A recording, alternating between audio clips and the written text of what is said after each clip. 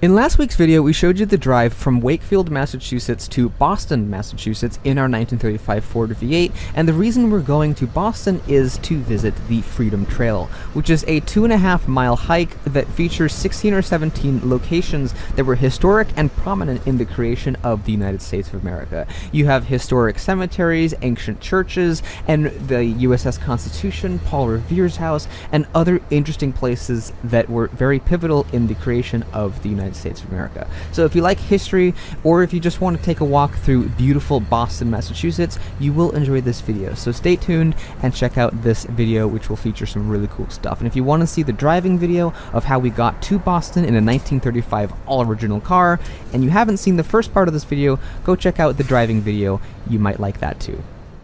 Today I'm here in Boston, Massachusetts, which is one of my absolute favorite cities in the United States. I came here once when I was 14 and I found it to be the most beautiful, wondrous city I had ever visited, and now when I'm 21 I'm back here again, as of course you know we were picking up the car in Lynnfield, which is near Boston, Massachusetts, only like 15 or so miles away. That's a pigeon. And while I'm here, I thought I would visit some really cool things in Boston, one of them being the Freedom Trail. The Freedom Trail is a 2.5-mile long, or 4 kilometers, path that goes through downtown Boston and visits 16 or 17 really cool locations that were really significant to the history and the formation of the United States. Some of them, like the park I'm standing in right now, date all the way back to 1634. I'm standing in the Boston Commons right now, and I'll show you a closer-up view of this monument behind me in a little bit here. During the 1630s, the Boston Commons, which is kind of the first step of the Freedom Trail, it was actually used by many families as a cow pasture during the 1630s. However, by the 1830s, that's kind of when this place sort of became a park. The grazing of cows was ended, and it was renamed, or a proposition to rename it the Washington Common was proposed. Never seemed to happen. It's now known as the Boston Commons, but it is a really cool park with some really cool history and a monument. So let's go check out some of the Boston Commons, and then from here we're going to show you a little bit of every single stop on the Freedom Trail. It's a really beautiful walking path that, like I've stated, goes through downtown Boston, and it's going to be cool.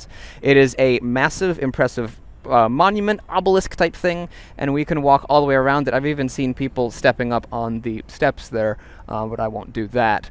So we can walk around it and show you some of the really cool things here in the park. It's absolutely beautiful, very peaceful, very tranquil, and it's really cool that this is just here in the center of Boston. So here's a part of the Boston Commons, and there's actually quite a lot to take in. I find the juxtaposition of the beautiful grass and trees mixed with the high-rise buildings, you can see through the trees, to be really interesting. You have this beautiful little slice of countryside here in the center of Boston. It's really cool.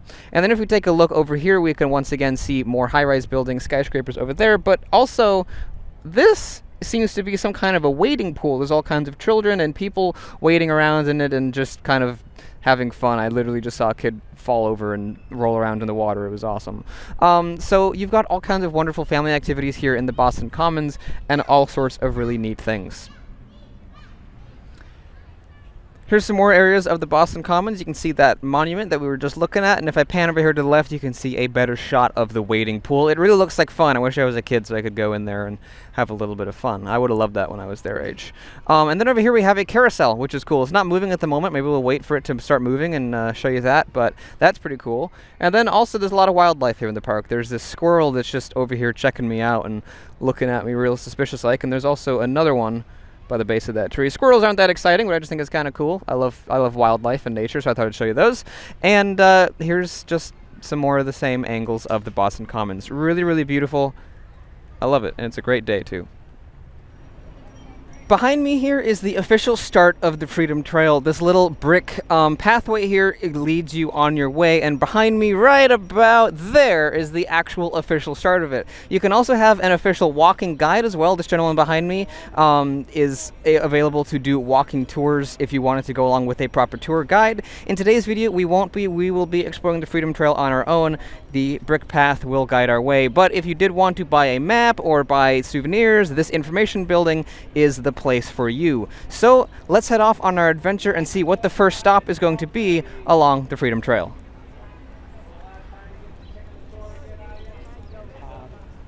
So as you can see, walking along the Freedom Trail here, it branches off to the left, but I just wanted to stop here because I find this to be very beautiful. We have a historic church here, which may be one of the stops along the Freedom Trail. I do know that the Park Street Church has a steeple and a construction very similar to that. We will get there eventually. And we can stop here and take a look at the Boston Commons one last time. We've got the beautiful park here, and then on the other side we have many historical buildings. Even though something like this isn't a part of the Freedom Trail, it obviously is old, or at least certainly built to look old, but I believe it is actually old. And we've got many old brick buildings down there as well. But let's continue along the Freedom Trail and see some of the official stops along the way.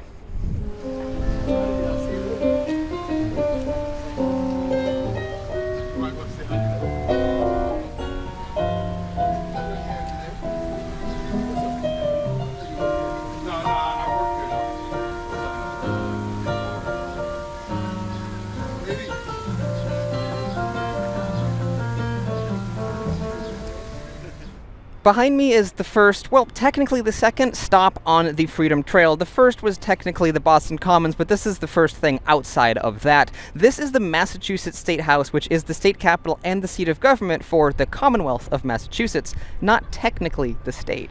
Commonwealths are the first original 13 colonies, and the folks here in Massachusetts are really proud that they live in the Commonwealth of Massachusetts. Pretty much nowhere will you see the state of Massachusetts on any official thing. It's always the Commonwealth of Massachusetts. This building was originally completed in 1798 at the cost of $133,000, which was more than 5 times the original budget, and since then it's been enlarged many different times. Now, that dome on the very top of the building is perhaps one of the most significant things about the building. You can see it from practically miles and miles away driving into Boston, and it's absolutely beautiful. Today, it's covered in 23-karat gold leaf, which was done in 1997 at the cost of $300,000 US, which is actually a lot less than I'd think to coat a massive dome with gold, but hey, what do you know? Now, the dome was originally gilded in 1874. During World War II, they painted over it. They painted it gray to make it a little bit more hidden and to prevent reflections and such, and then they re-gilded it in 97 because it's so beautiful. Now, the dome was originally made of wood, and that dome leaked, and in 1802, it was covered in copper by none else than Paul Revere's Revere Copper Company. He was the first American to figure out how to successfully roll copper into sheets, and as such, Paul Revere and his company rolled the dome in copper. Pretty cool. Let's take a closer look at the thing. As you can see, the building is currently being renovated for repairs, but they do have a picture. That's actually a picture of what the building would look like, and as you can see, it would look very, very impressive. The gold leaf is on the dome is absolutely imposing and beautiful, and at the very tippy top you can see what appears to be a pine cone, and this pine cone actually has a couple of significances. It's kind of a nod to the lumber company, or the lumber production in Boston, as well as to Maine. So that's why there's a gilded gold pine cone on the top of the Massachusetts State House. This is the Bullfrin's entrance. I believe Bullfrin was the original architect of the building, and this building is considered to be one of his finest examples of his work. You can actually take tours on floor 2 if you were so inclined. So that is the Massachusetts State House. None of this is part of the Freedom Trail, but I just thought it was a really interesting street corner. Obviously, there's a lot of, construction and work being done, but look at these buildings. It's so neat. And you'll see copper on a lot of them. That's what the green patina is from, as it oxidizes. I just thought that was kind of cool. Behind me here is the next stop on the Freedom Trail, the Park Street Church. Now, I can't get all of it in one shot with me in it, so I'm just going to turn around and let you look at it for yourself. The steeple rises up to 217 feet in the air, and between the years 1810 and 1828, it was actually the tallest building in the entire United States. I believe this church was founded in the early 1800s, excuse me, and it is quite impressive. Now, although it is quite old, it is actually still, oh, there's the church bells. It is actually still in service. It adopted its statement of faith in 1877, and it readopted it in 2003, so they're still using their same principles back from 1877. And after 200 years, the church is still perfectly active, and they're still engaged in current social issues. The Park Street Church believes strongly in education integrated with faith, which, I don't know, sounds pretty cool to me. So, once again, we can take another look at the church, It is absolutely beautiful. And then surrounded it is, of course, all the modern day traffic. It would have looked a lot different back in 1877 or 1828, whatever year you decide to choose from the 1800s, it would have looked a lot different then. Let's go take a closer look at it. Standing right in front of the Park Street Church, we can take a look at some of the signs here. The church was originally founded in 1809. We can see here their signs here in the front. People liked it when I showed them signs, so I thought I would show you all some of these. And here's some information about the church as well. Peter Banner designed it. It was built in 1809, like I already said, on the site of the old granary for which the adjoining burying ground, much older than the church, was named. There's some cool info about it. I'm not going to read the whole thing, but you can pause the video and read it if you wish.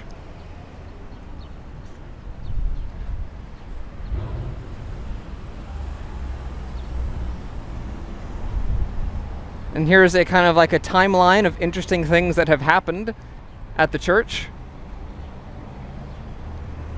Cool stuff.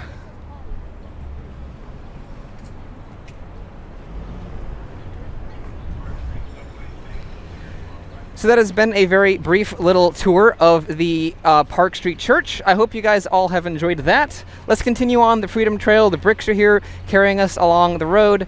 So let's go check out what else is in store for us. This right here is the Park Street Church, and this right here is the Old Granary Burying Ground, Boston's third oldest cemetery. A number of notable people are buried here, such as Ben Franklin's ancestors, Paul Revere, the 5 victims of the Boston Massacre, as well as many patriots who were very important during the Revolution. One such person here is James Otis, the owner and patriot of the orator. Sorry, I misread that. The orator and patriot of the Revolution. I was going to say, how can you own a revolution? Famous for his argument against the writs of assistance, born 1725 and died in 1783. This park, I believe, or not park, this cemetery was founded, I believe, in the 1660s. Third oldest cemetery. Now, I'd like to find Paul Revere's grave, so we can try and walk through the park and find that. I keep calling it a park because it honestly is beautiful. I mean, what better place could you wish to be buried than this? A lot of people seem, say cemeteries are creepy, and I can see why, but I don't think this one really gives off creepy vibes, despite it being so old. I think it's honestly beautiful. This memorial here is erected to the grave. It marks the grave of John Hancock.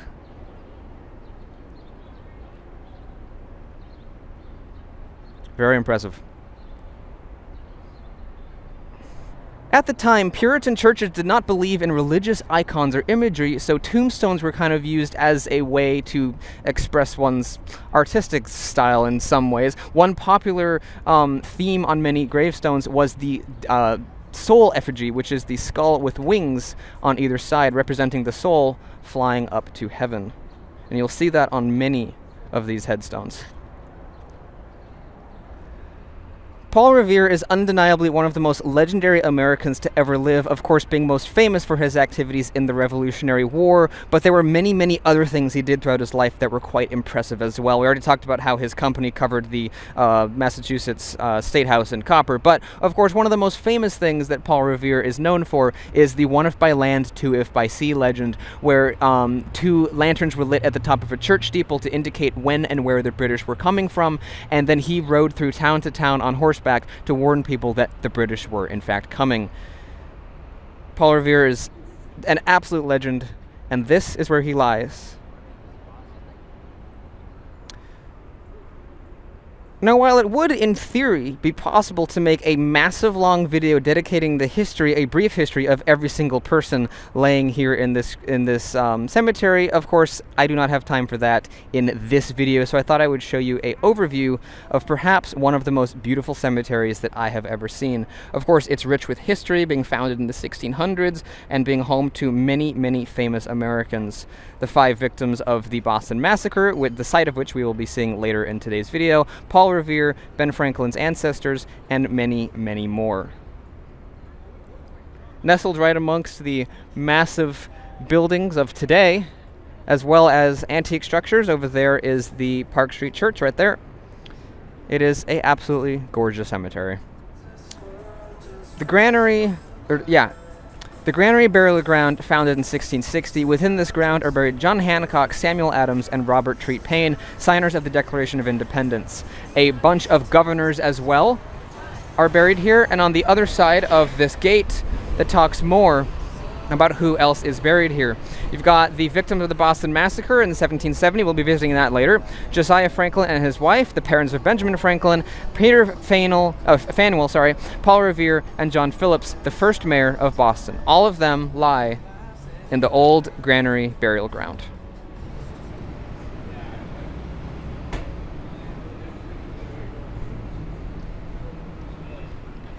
Behind me and this fierce-looking fence is the King's Chapel, which is one of the oldest churches that was built in Boston, originally founded in 1688. At that time, it was a wooden church, but beginning in 1749 and finishing off in 1754, the King's Chapel became a stone church. The stone church that you see behind me, let me give you an angle of it. You can kind of see some of it. It's very large, and I'm very close to it.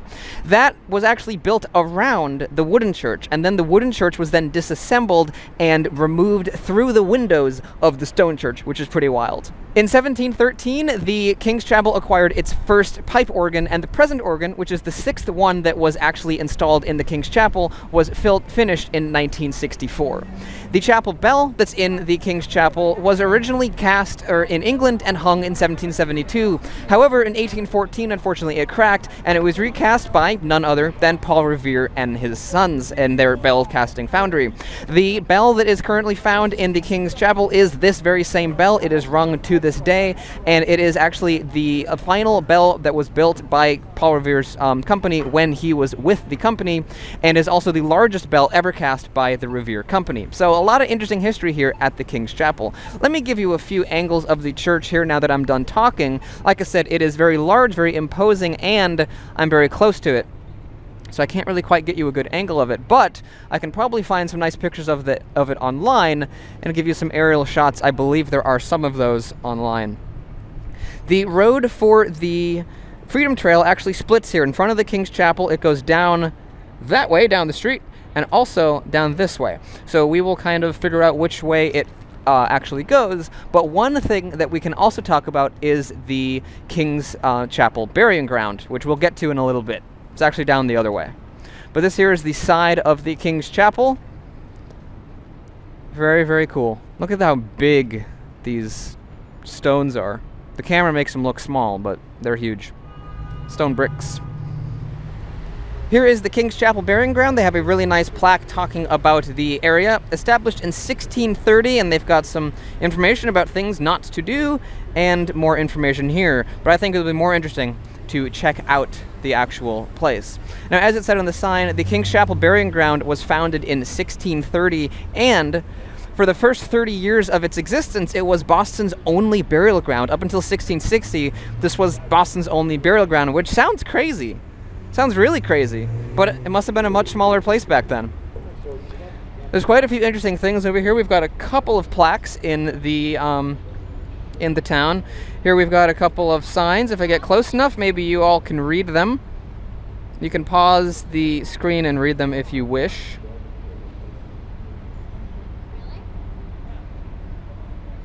Now, what I'm interested about is what in the world this thing is.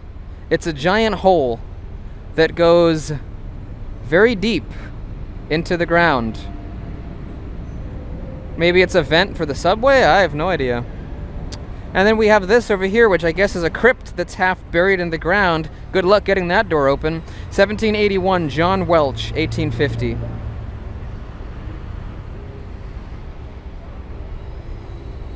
If anyone knows what this giant vent is for, let me know. I have to imagine it must have something to do with like the subway system or something. I have no idea. Like a vent for air? I have no clue. But here we can take a walk through this much smaller graveyard. This is a lot smaller than the cemetery that we looked at earlier in the video, but I think it's also very beautiful. Protect our heritage. Please remain on the walkway whenever possible. Can do. Easy. Got some lovely trees. There is no mention online or on the placard out front of really anyone who's majorly historically important. No Paul Revere type people are buried in this garden, or in this cemetery. Why do I keep calling these gardens? I have no clue. What's wrong with me today? Obviously, it's a cemetery. Here we've got some headstones over here along the fence. Henry G. Andrews, 1867. Here's a little weathered sign talking about the Ice King, the Castle Captain, and the She Merchant. Okay. A lot of words there. I'm not going to read through all of that for you. But like I said, you can pause the screen and read if you want.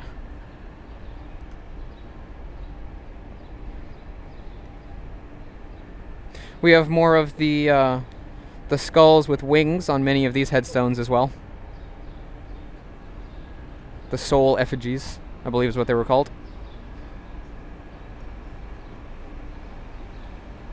Look at this. Wow.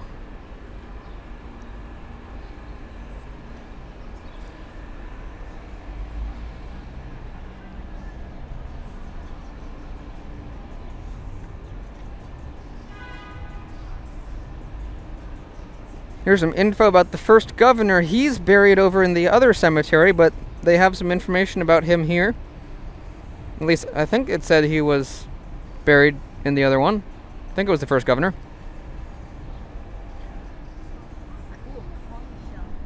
Now, this isn't technically one of the stops along the Freedom Trail, but it is on the Freedom Trail, the old City Hall. I've been told that the Boston Latin School was once in this building. We do have a statue of Benjamin Franklin, which we'll go take a look at. We're allowed to walk in there and go check it out. But it's a really beautiful building. There's some brickwork over here that I would imagine talks about the Boston Latin School here. School Street, Boston, site of the oldest public school in the United States, founded 1635. So there's some information about the Boston Latin School. Now, interestingly, the reason that there is a statue of Benjamin Franklin, well, not only was he absolutely legendary and very important in the foundation of the United States of America, but also because he actually went to the Boston Latin School. However, he ended up dropping out, so that might have something to say with how interested he was in it, but nonetheless, he did go here. Latin used to be a huge deal. If you were to be anybody, like to go to college, I think you had to like know at least some Latin. You got the date of the American independence. Benjamin Franklin, born in Boston, January 17th, 1706. Died in Philadelphia, April of 1790.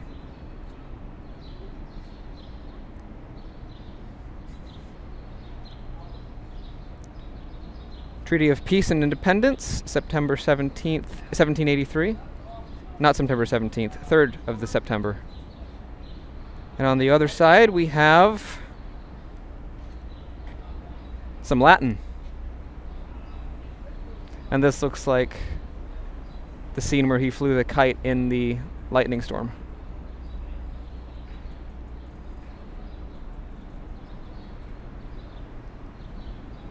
These are really beautiful carvings.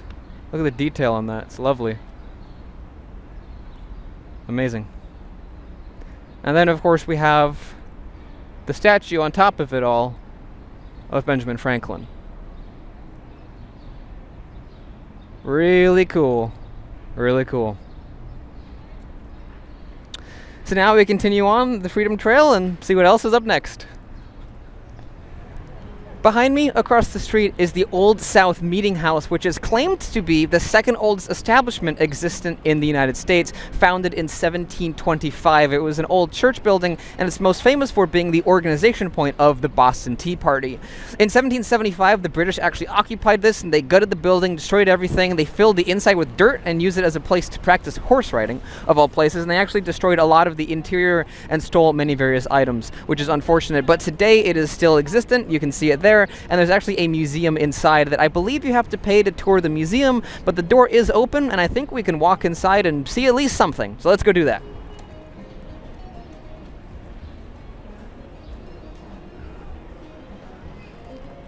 So here is the inside of the old meeting house. There's not really too much here, but we can see the spiral staircase, which is a staff-only area, but we can show you a little bit of it.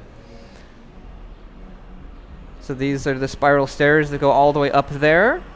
And then there's a second area of them, and it looks like they would go up into the steeple of the church. Like I said, this once was a church, and I guess perhaps, this is interesting, there's a door here behind the stairs.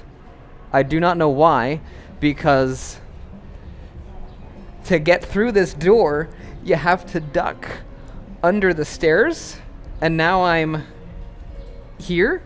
So I'm guessing the stairs were put in after this door was put in, which is very interesting. So leaving the old town meeting house, there is a man playing the guitar wearing a bear hat, or helmet, and let's go take a look at him for a little bit here.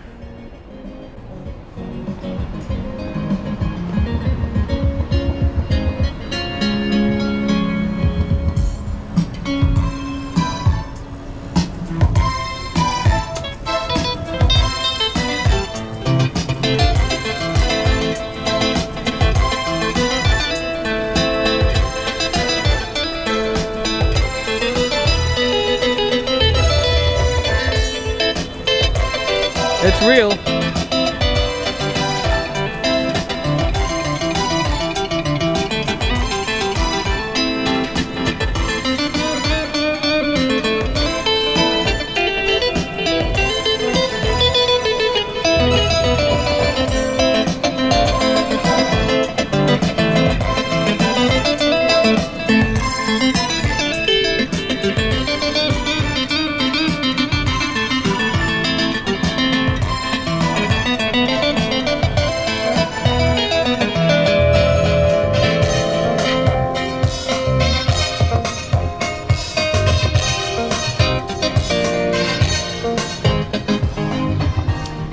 Behind me here is a very interesting building that has a lot of history behind it, and it's really, really cool. So first of all, it's a historic commercial building that was built in 1718 as a residence and an apothecary shop, and first became a bookstore in 1828. That's what this building is known for, and it's called the Old Corner Bookstore because, as you can see, it's on the street corner. Now, originally, this isn't the original building that was there. Originally, it was the house of Anne Hutchinson, who was actually expelled from Massachusetts for heresy in 1638, which is bonkers. A guy named Thomas Creese purchased the house in 1708, and although it burned down in the Boston Fire in 1711. The new building, which is what you're seeing here, was built in 1718. And like I said, it originally dates as a bookstore in 1828. And for about 30 years, it was home to the Ticknor and Fields Publishing Company, and it was one of the most important publishing companies in the United States. And the Old Corner Bookstore became a meeting place for really famous people whose names you will most certainly recognize. Henry Wadsworth Longfellow, Ralph Waldo Emerson, Nathaniel Hawthorne, Charles Dickens, and Oliver Wendell Holmes Sr., and others as well. Many famous authors and writers frequented this bookstore. In 1960, the building was actually threatened with demolition, but it was rescued. And today, interestingly enough, it is now a Chipotle. Want to go get something to eat at the world's most interesting Chipotle? I sure do. I'm sure many of you are familiar with Chipotle. It is a pretty big franchise or chain store here in the United States and probably elsewhere, so I won't really talk too much about the food. What I will talk about is briefly Nantucket Nectars, which is a really delicious drink that I've been having for ever since I was a little kid. Unlike Dr. Nuff, it is sold in more places than just Nantucket and Massachusetts. You can find it all the way out in California, which is where I had it first when I was probably 4 to 5 years old. It is delicious. I got the apple juice, which I think is what I used to get when I was a little kid, and it is delicious. The burrito we got is your pretty standard Chipotle burrito fare. Big boy. And here we are in the world's most interesting Chipotle. Behind me here, you can actually look down onto the people who are downstairs. That's where you order, and then you can come upstairs to eat. And then out here, you can see out the windows onto Boston. That right there is the Old South Meeting House that you can just see right from the window of Chipotle. That's old glass, by the way. You can see how it's wavy, and also that the windows have small panes in them. If we pan around over here, we can see more. You can see the ceiling, not too interesting, but still kind of cool. And that is what I would say the world's most interesting Chipotle store. So I'm going to eat, and then we'll get back out on the Freedom Trail. Here in front of the Old State House, where a wonderful man is playing beautiful saxophone music, I wanted to talk to you about some brief history of the Old State House. It's the oldest surviving public building in Boston, and now it is a history museum.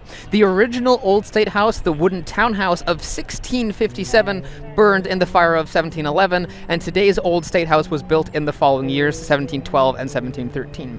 One of the most notable features of this building, which we'll take a look at in a minute, and I can actually see part of it from here, is the pair of 7-foot-tall statues atop the building. One is a lion and one is a unicorn, and those are the symbols of the British monarchy. Now, for obvious reasons, in 1776, this lion and this unicorn were removed from the building and burned in 1776 on a bonfire on King Street. However, in 1882, replicas of the original lion and the unicorn were then placed once again on top of the east side of the building, which is where they are today, and we will take a look at them. In 1770, in front of this very building, the Boston Massacre occurred, and in 1776, the Declaration of Independence was proclaimed from the east side of the balcony, which is also the same side where the lion and unicorn are. So let's come over here and take a look at these guys and also look at the beautiful building.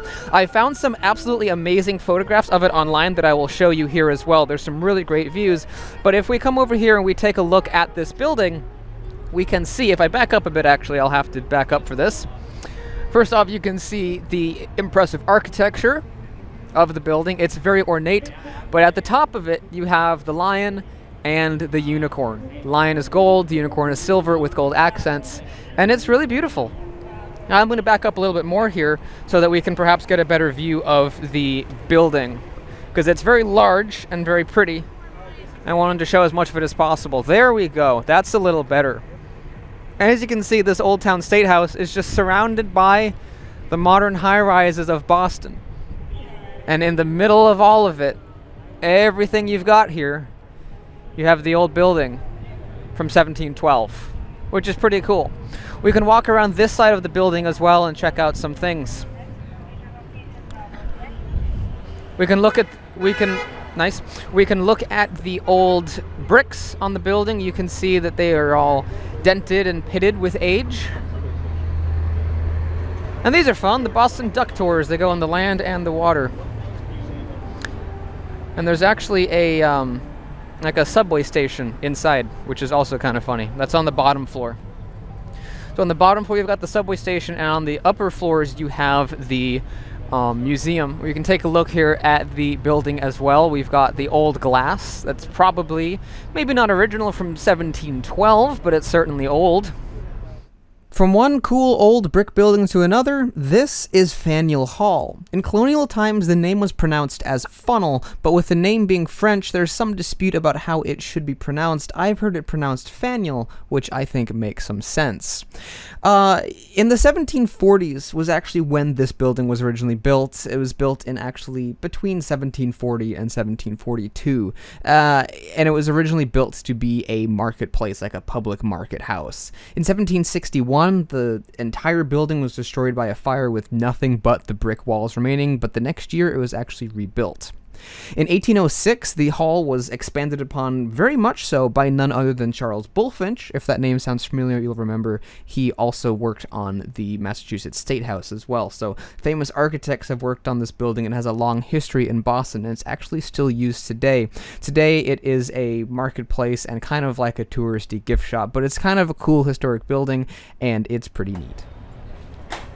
I kind of think I should have gone here instead of Chipotle, honestly. The Union Bar, Ye Old Union Oyster House. I love seafood, and I probably would have really liked this. And it's actually right on the Freedom Trail, too. That right there is the Freedom Trail. So it's literally right there. And you've also got the Bell in Hand Tavern as well, and just a bunch of really cool stuff here. On the other side, you've got the Modern City, and then down here, you've got this really cool, like, alleyway. So you're going to walk down this way a little bit and check out some of these things. This has a really historic vibe to it. You've got the old cobblestone on the street, and you've got all kinds of other cool stuff, like the old brick buildings, the flags flying in the wind. This looks great. This looks really cool.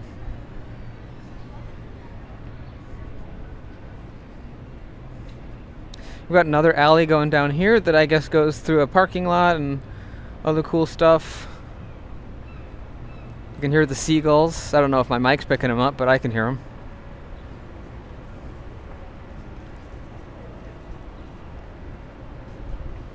Here's one of many cool little random alleys we have here in Boston. We've got the fire escapes going up there, and it's just a cool little brick alleyway. I mean, you know, there's many of these in many cities around the world, but I just thought I'd show you this one because I thought it was kind of cool, and it's neat. I think it's cool. You know, in the country, you don't see things like this, but here you do. It's cool. Behind me here, on the other side of this beautiful cobblestone street, is a very, very old house indeed. It's from 1680, making it the oldest house in downtown Boston. And it was owned between 1770 and 1800 by none other than the legendary Paul Revere. We've heard a lot about him in today's video, and of course, it doesn't stop. This was his house. In 1902, his great-grandson actually purchased the building to prevent it from being demolished, and 90% of the structure of this building, which includes the foundation and the flooring and inner wall materials and things like that, are actually original to 1680. 1680. So it is a very old house indeed. If we turn around here and take a look at it, we can see that it really doesn't fit in with anything else here in the city. It's of a completely different style, the construction is completely different, and of course it's much simpler than anything else. Back in 1680, when this was originally built, the entire town probably was built like that. If you remember, many of the old churches and meeting houses we've seen were originally built of wood, just like this would have been back in the day. There's actually a car driving up this cobblestone street. How neat is that? Now I'm going to cross it and go over and give you a closer up view of this beautiful house.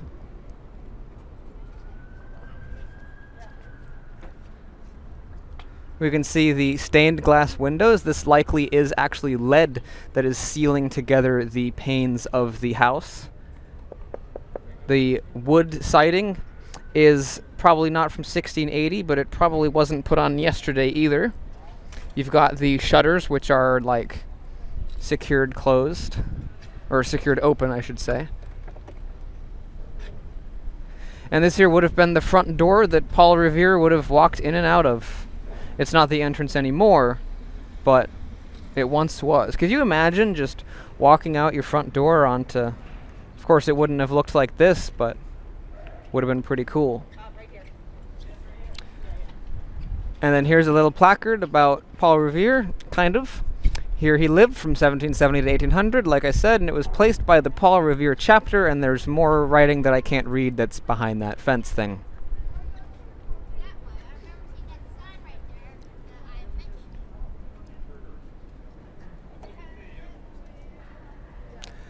So this is the Paul Revere house. And you can actually go inside for a tour and pay some money and get to see the inside of it. But there's a lot more things we still have yet to see, so in today's video, I won't be doing that.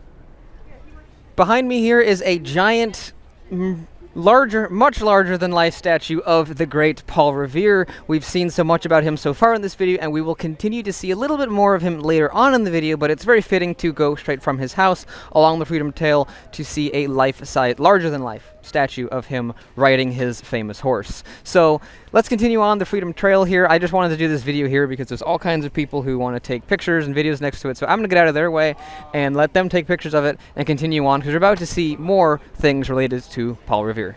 As I said, we're going to see more of Paul Revere. Along this wall here are all kinds of historical plaques talking about great things about Boston, and one of them, of course, is Paul Revere from 1735 to 1818. Patriot, master craftsman, and good citizen. And it talks about the lanterns that were hung in the North Church steeple, which is our next destination, that gave the signal to spread the alarm that the British were advancing. One if by land, two if by sea, of course, is the famous saying.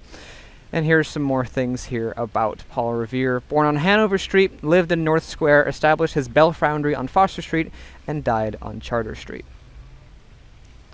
There's also a plaque here that is much larger, talking about the Paul Revere Mall.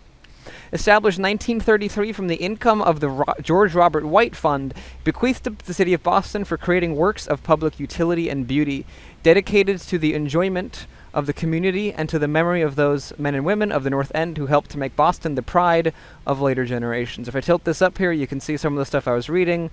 The big old seal with the eagle on it. Here's a map. I'm going to guess that this star is right where we are.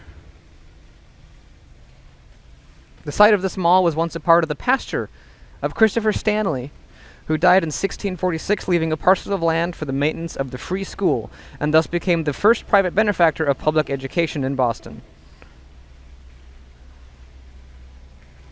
On the neighboring street, Sheaf Street, lives Samuel Francis Smith, who is the author of America. Amazing. And if we keep following the Freedom Trail, which is right here in the pathway, we have many more plaques. John Tileston, Samuel Tucker, Increase Mather, many people. Of course, Benjamin Franklin. Got a plaque dedicated to him. We've seen a little bit of him so far in this video. 1706 to 1790, printer, scientist, philanthropist, diplomat, and statesman, a man of towering eminence. I'll let you guys read all this. Pretty cool. Beautiful plaque. And I believe this is the site where the Paul Revere Mall would have been. You've got some beautiful old brick buildings here in this lovely little town square kind of area. Right. And the Freedom Trail goes this way through the Paul Revere Mall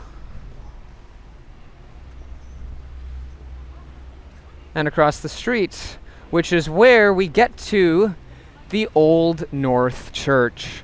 I can see the steeple for it through the tree there. I don't think the camera can, but I can. Got a pretty little street to cross here. And then once we get here, we are at the Old North Church. The one and only Old North Church.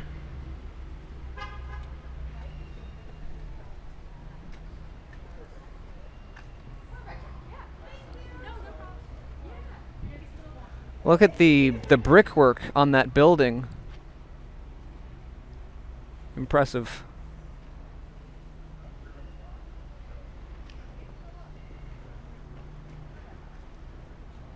In memory of British and Commonwealth forces who have lost their lives in service to this country.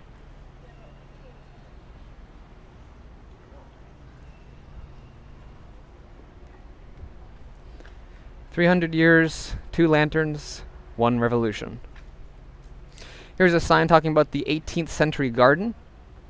The Khloe house, built in 1712, or Clough, I'm not really sure, was lived in by tradesmen and their families during the 18th century. There are no records yet discovered which show that a garden actually existed at this time.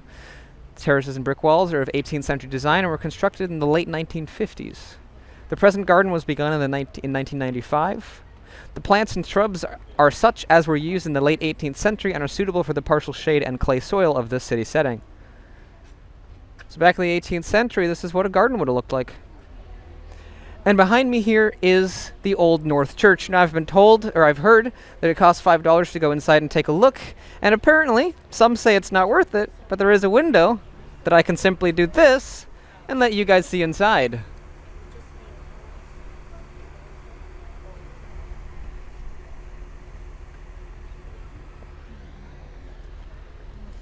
I couldn't actually see too much, but hopefully you guys could.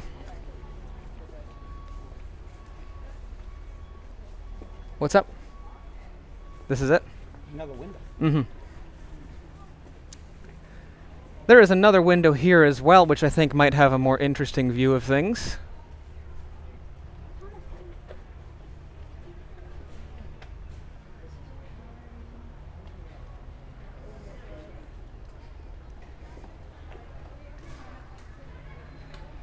You have the Old North gift shop. There's also a crypt as well. You can walk through everything and check stuff out.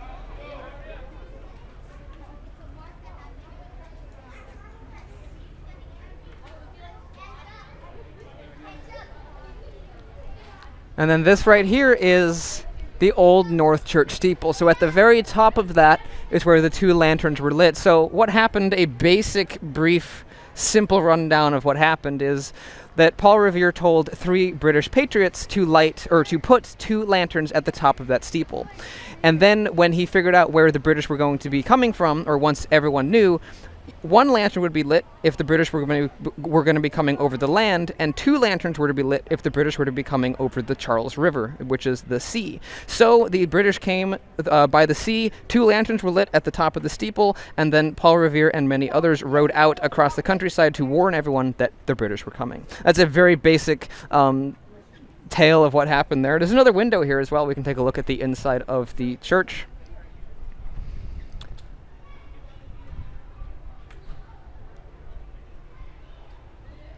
And like that sign said, there is a crypt underneath of the church, which, I don't know, might be kind of cool to see for $5. But there's still more things, and one of the things at the very end of the trip is something I am really looking forward to. So let's continue on and go check out that thing. Our next stop on the Freedom Trail is the Copp's Hill Burying Ground, which was the second cemetery in Boston. We can come up here and take a look at it. It looks quite large.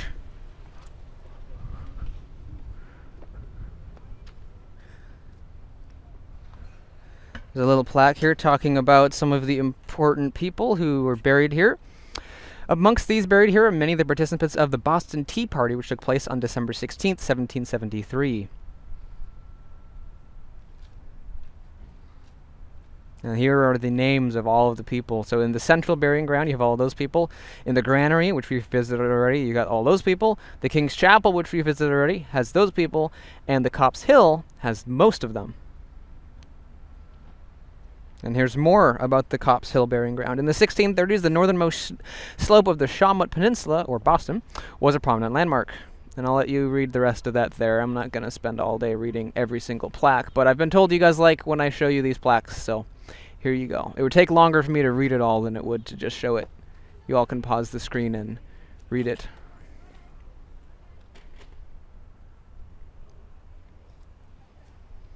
These old oak trees are probably, well, certainly hundreds and hundreds of years old. I wouldn't be surprised if one of them may even be, may have been here when all of these gravestones were put in. It's possible. Under the shade of this massive tree is this. Yeah, I don't know if this used to say something once upon a time or if it's just texture, but today it is just a texture.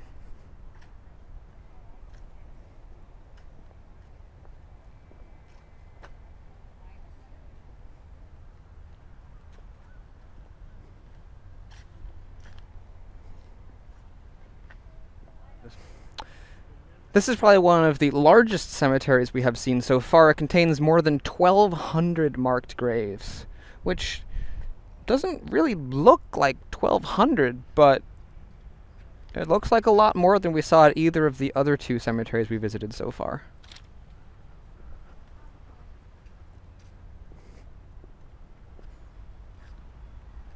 There is more to the cemetery down here, which is kind of cool. Now that I've realized this is down here, now it starts to look more like 1,200. This placard behind me that you can see here is marking the spot of the Battle of Bunker Hill. Not really the spot of the battle, but where the British reinforcements landed. So it has to do with the Battle of Bunker Hill on June 17th, 1775. And then just this way, you have the shipyard, galley, and the Boston shipyard. And down over here is the museum for the USS Constitution. So I believe you can go visit the ship itself and also go to the museum. So we will see where we want to go from here. I'm not entirely sure, but we'll figure it out. The USS Constitution was definitely my favorite thing on this entire trip. We saw many cool things on the Freedom Trail, but this, I think, was the most majestic. As it turns out, I actually got enough content aboard the USS Constitution to make an entire video about the ship. We got a really great tour from a really cool guy by the name of Adam, and he took us below decks and showed us all kinds of really cool stuff and gave us interesting information about the weaponry, the men who would have historically been on board the ship, and all kinds of other cool things. So stay tuned for a special video entirely dedicated to the USS Constitution. Back to the Freedom Trail now. The final stop on the Freedom Trail is this impressive obelisk behind me, which was first installed on June 17th of 1843, and at that day, over 100,000 people in 1843 came here to witness this monument being installed, because nothing like it had ever been seen. No monument this grand had ever been installed in the new United States of America. The original monument for the Battle of Bunker Hill was simply like an 18-foot tall wooden structure with some kind of a metal thing at the top. So this was a much more grand structure that the builders felt was a bit more fitting to honor the lives of all of the soldiers lost during the Great Battle of Bunker Hill, one of the most famous battles during the Revolutionary War.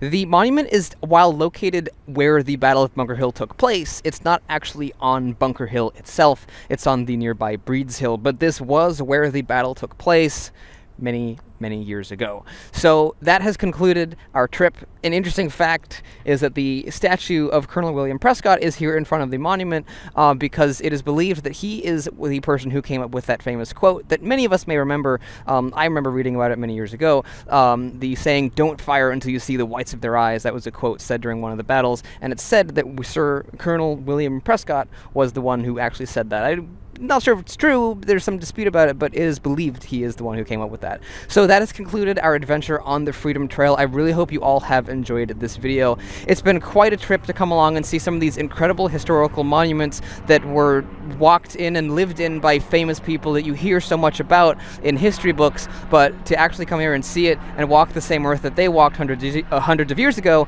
is really cool. So I really hope you all have enjoyed this video. Let me know what your favorite stop here along the Freedom Trail was. Mine was definitely hands down the USS Constitution, but some of the other ones were pretty cool too. So let me know what your favorite one was and leave your comments down below, and I'll see you on the road in the next video. Goodbye.